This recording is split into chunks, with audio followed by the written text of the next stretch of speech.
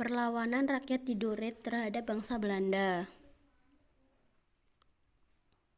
Kami anggota kelompok dari Winda Fitriana Octavia absen 30 dan Wiang Titis Pangesi absen 31. Latar belakang terjadinya perlawanan rakyat Tidore. Terjadinya perjuangan Nuku diawali dengan peristiwa penangkapan Sultan Jamaluddin, pemimpin Kesultanan Tidore pada 1779 silam.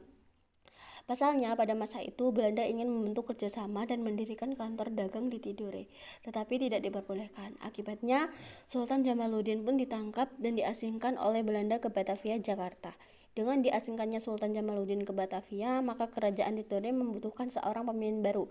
Berdasarkan tradisi kerajaan Tidore, pengangkatan raja baru sudah seharusnya berdasarkan dari silsilah. Maka dari itu, yang berhak menggantikan posisi Sultan Jamaluddin adalah putranya, Nuku.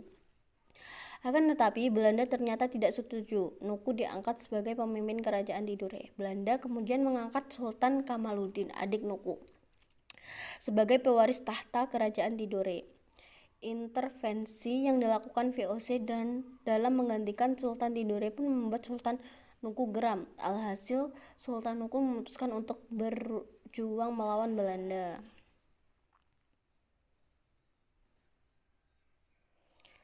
Jalan perlawanan. Nuku dinobatkan sebagai Sultan Tidore pada 13 April 1779. Untuk melakukan perlawanan, Nuku mengumpulkan kekuatan guna melawan kompeni Belanda. Ia memulai membangun kora-kora di daerah sekitar Pulau Seram dan Irian Jaya.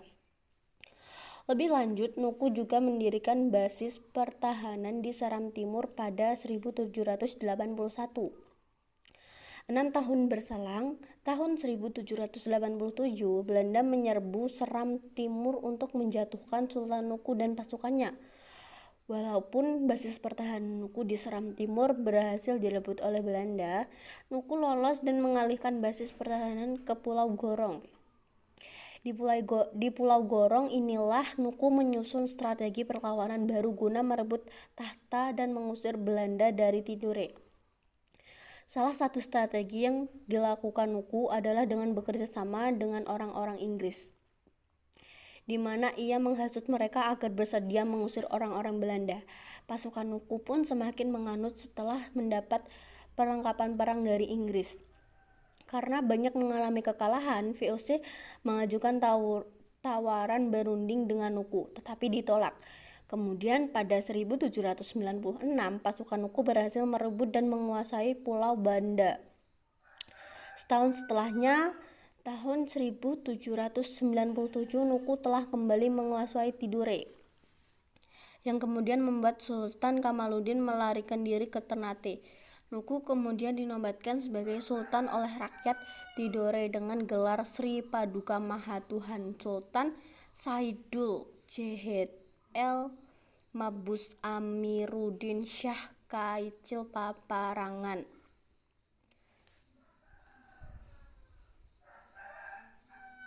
Akhir dari perlawanan. Meskipun sudah berhasil merebut kembali Tidore, Sultan Nuku tetap mengerahkan kekuatannya terhadap Belanda di Ternate. Pada akhirnya tahun 1801, Ternate berhasil dibebaskan dari cengkraman Belanda. Sultan Nuku kemudian meninggal dunia pada 1805 pada usia 67. Untuk menghargai jasa-jasanya, Sultan Nuku dinobatkan sebagai pahlawan nasional Indonesia berdasarkan SK Presiden RI nomor 071/TK 1905 pada 7 Agustus 1995.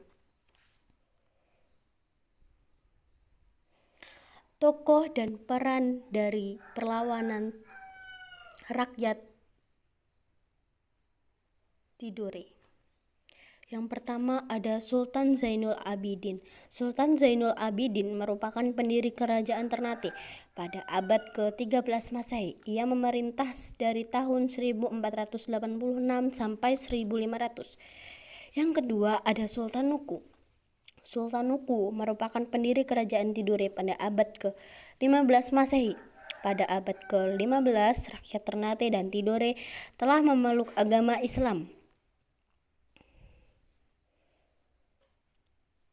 Yang ketiga ada Sultan Hairun. Sultan Hairun merupakan raja Ternate yang memerintah dari tahun 1536 sampai 1570. Sultan Hairun menjadi semakin geram dan marah melihat keangkuhan penjajah. Sultan Hairun bertempur melawan Portugis dan akhirnya gugur dalam pertempuran tersebut. Yang kelima ada Babullah. Sultan Babullah merupakan pengganti Sultan Hairun yang memerintah dari tahun 1570 sampai 1583. Pada masa ini, kerajaan Ternate mencapai puncak masa kejayaan. Sultan Babullah terkenal sebagai Raja 27 Pulau. Sekian penjelasan dari saya. Terima kasih atas perhatiannya. Wassalamualaikum warahmatullahi wabarakatuh.